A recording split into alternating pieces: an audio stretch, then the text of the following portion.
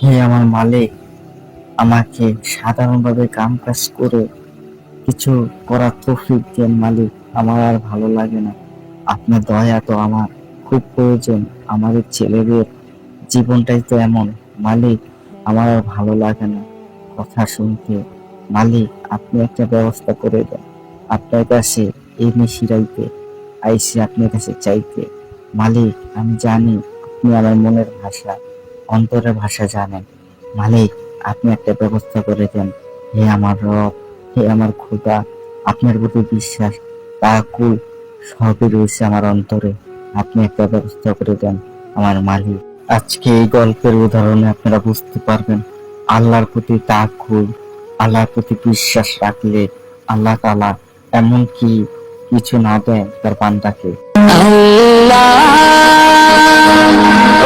আসসালামু আলাইকুম। ওয়ালাইকুম আসসালাম।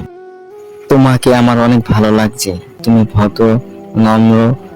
মানুষের কাছ থেকে শুনেছিলাম তুমি ছেলেটা অনেক ভদ্র, তাই তোমাকে বলতে চাই তুমি আমার এখানে কাম করবে।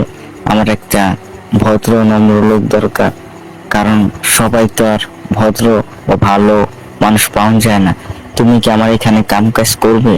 জি হুজুর, ইনশাল্লাহ করব।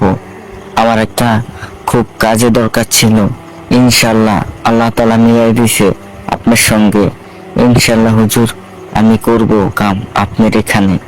তাহলে আগামীকাল থেকে আমার এখানে কাজ করতে আইসা পড়ো, ইনশাল্লাহ সকাল সকাল আইসা পড়ো।